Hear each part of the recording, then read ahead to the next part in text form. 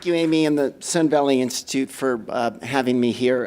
I have to say, I go to a lot of conferences, and just the collection of people, you all, the talks, it's really inspiring, super educational, and super important. So thank you for including me. So I'm going to talk about the environmental impact of buildings. I'm going to start with that. You all probably know much of this. And then give kind of a perspective on the housing crisis, like why and what's happening. And then talk about what we at Plant Prefab and Living Homes are doing to try to address all this. So let's start with the ecological impact. So it turns out if you look at buildings as a category versus industry versus transportation, buildings consume more energy than either of those two sectors. So specifically, if you look at the energy that is directly attributable to heating, cooling, and lighting buildings, that's about 39% in the US of total production.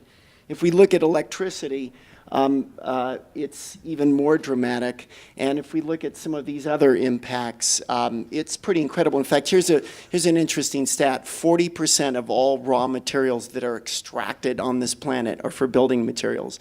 So those of us who care about climate change, turns out buildings are the biggest problems. Good news, kind of skipping ahead, I'm going to end with this.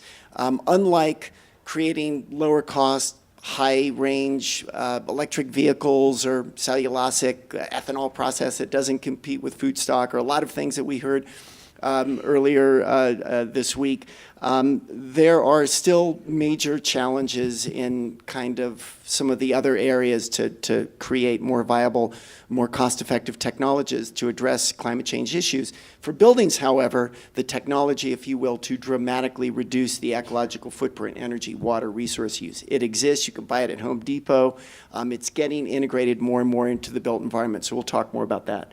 Let me give you a perspective on what's happening in housing, because it's sort of not excellent news. So there is an increased demand for housing, and that's like good economy meets native population increase meets major discrepancy between supply and demand. I'll talk about that in a second.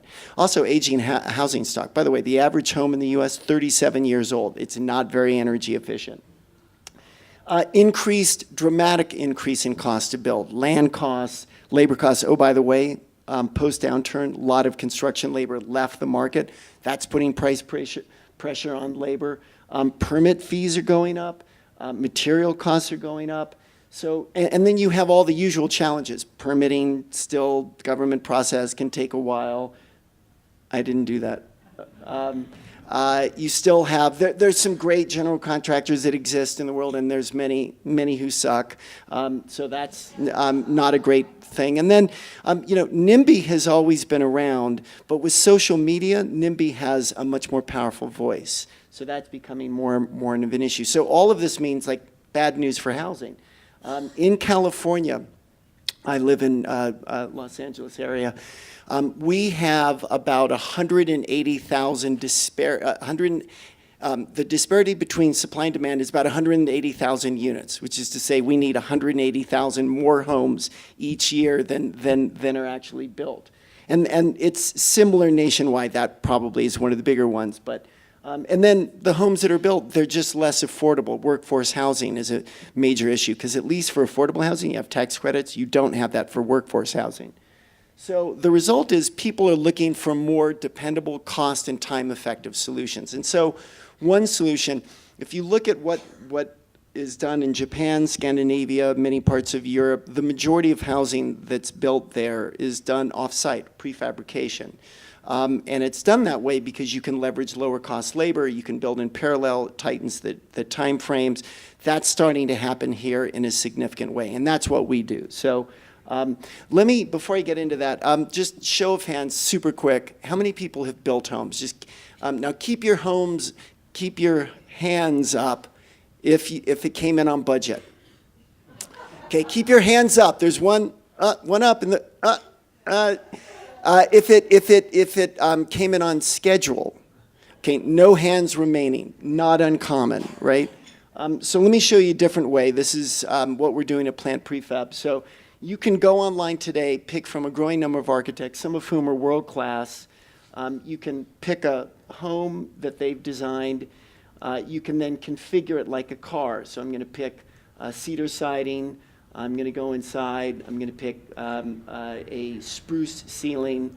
I'm going to pick countertops. I'm going to pick environmental systems. I can now send this plan to us at Plant. We have the plans pre-created. We can get your permit set together very quickly. We build in an indoor controlled environment. This is a 16-unit project we did for a nonprofit in Berkeley. It was built in 3.5 months. Now, what's cool about this is in parallel to this work, site work was happening, right? In contrast, traditional stick-built ways, you have to do all the site work, the grading, the foundation, the utilities, before you can start the framing, right? Here, you're working in parallel. That's how we cheat gravity on time. It's shipped in a day, and then it's installed this was a long day, 11 hours, but we installed a 16-unit project. And what's cool is, as you can begin to see, like the modules come 90+% complete. So all cladding, weatherproofing, windows, if you go inside, all finished plumbing and electrical, millwork, tiles in the bathroom grouted, appliances installed. So there's painted. So there's just much less work to do on site, and we're able to leverage lower cost labor, by the way. So our first factory is in Rialto, about halfway between LA and Palm Springs. We pay $19 an hour on average. That's a great living wage for Rialto. You can buy $300,000 new homes in Los Angeles. That doesn't get you a doghouse, sort of not kidding. So we're able to leverage that. Those same guys make double that, like an hour west. So you're able to do things half the time, much faster, high quality level, and then much more sustainably. I'm going to talk about that later. So we're specifically at Plant Prefab, we're focused on the urban market. So for those of us who care about climate change and who believe we have an increasingly shorter amount of time to deal with increasingly bad climate change, the only responsible way we'll be able to deal with rising populations, which is happening around the world, is through urbanization. Cities have to get more dense. And that's happening, right? It's happening around the world. It's happening in the US. And when you're building in cities, though, you've got some extra complications. First of all, it's always a custom design. There's not like iPhone solutions. Lot sizes vary, different zoning requirements, setbacks, heights, et cetera. Different access and view opportunities. So whether you're for a city doing a 40-story apartment building in Midtown, or you're buying a teardown in Burlingame, Silicon Valley, you are hiring an architect, and he or she is giving you a custom solution for that lot. And that's kind of a different trip. It's a little harder to do this with off-site construction, which hitherto has been used essentially to do mobile homes, the same thing again and again. So I'll just, sort of who cares about this, but it's somewhat important. If you're for a city or related and you're doing one of those large multifamily projects, you're working with large professional general contractors, people like Turner and Skanska and Gilbane. And these guys they do things pretty responsibly. But if you're an individual doing a single family home, or you're a small developer doing a small multifamily, your only option literally are small mom and pop GCs. And as I said, there's some absolutely great ones who exist, and there are many who are not great. Thusly, no hands remaining at the end of my survey. We're focused on that market. We want to make that better, that experience better. Because, oh, by the way, it's the fastest growing segment by far in new home construction.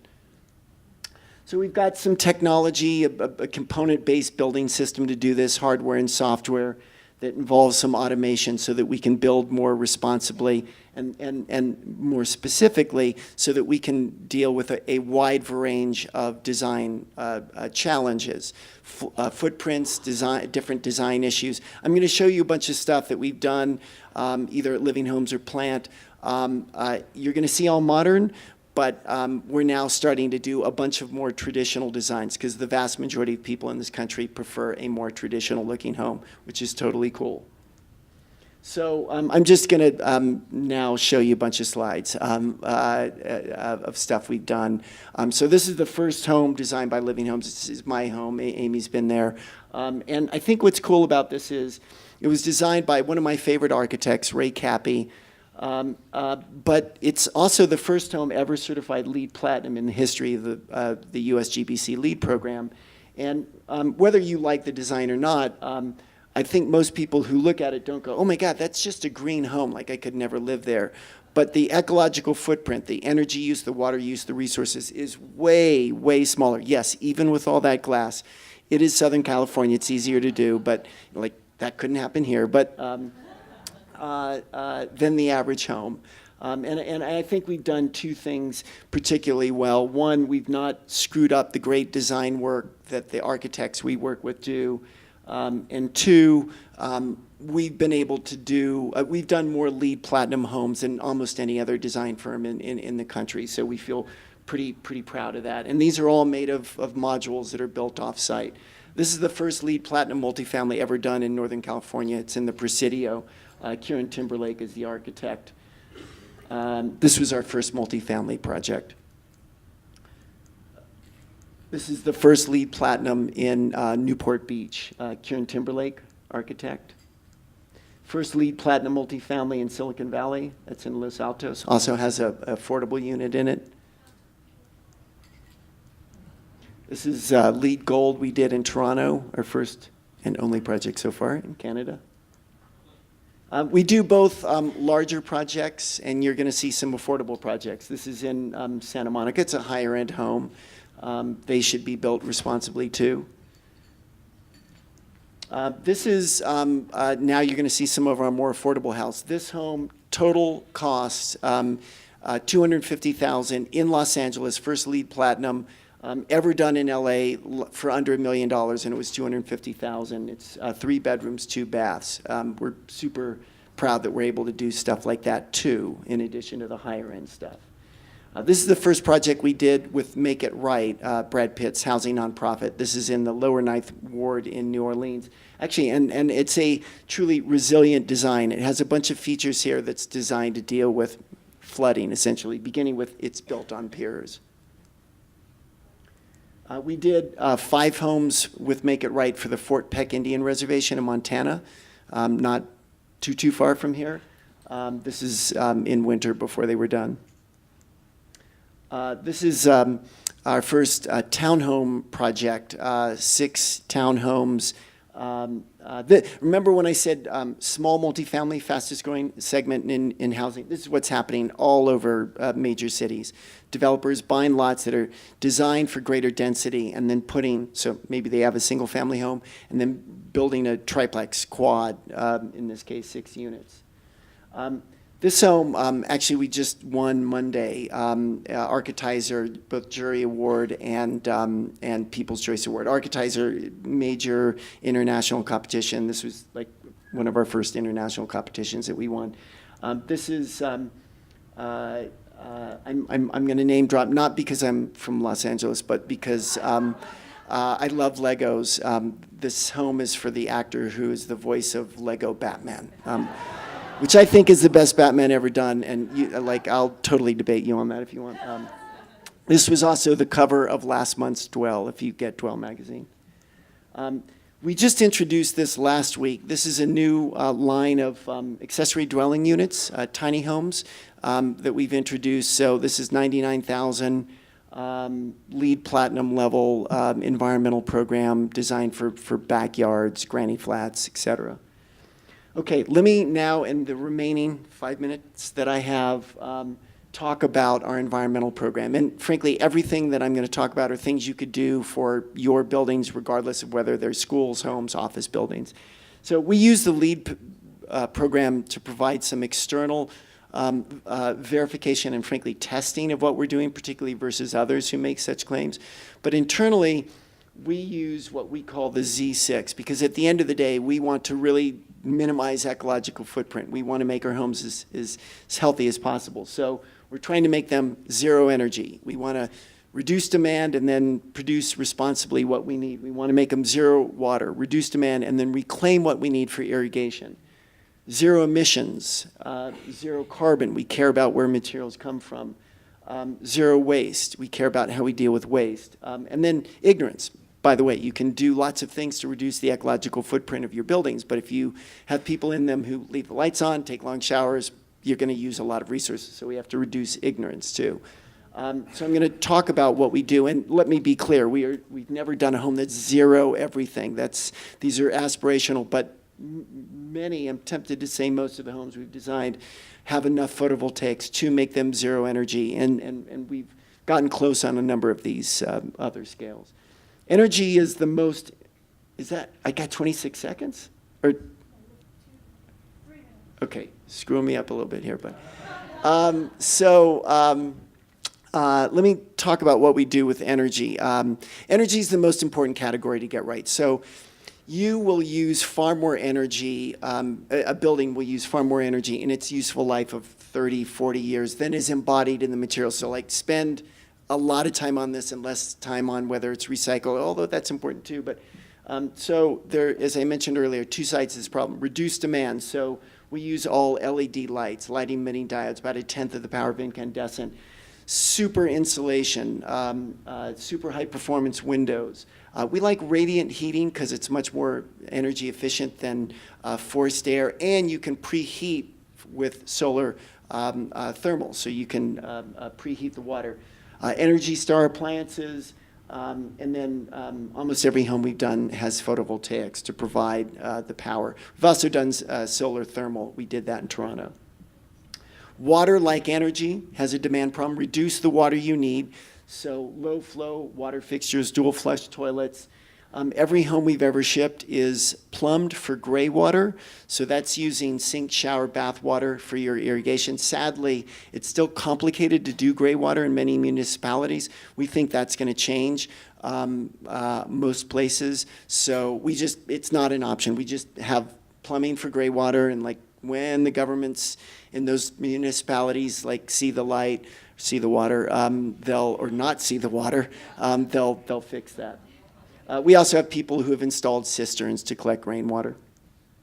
So it turns out indoor air quality is often lumped together in sustainability. It's really a separate trip, but an important trip. It turns out that things like volatile organic compounds that you get in paints and stains, mold, there's more and more research finding links to skin, eye irritations, air irritations, even cancers. So it's really important to try to minimize indoor air pollution. So all of our millwork is formaldehyde and urea free. We have fans in garages when we build over garages that take out carbon monoxide before it seeps up into the house. Our fireplaces burn denatured alcohol, zero smoke, and almost no carbon.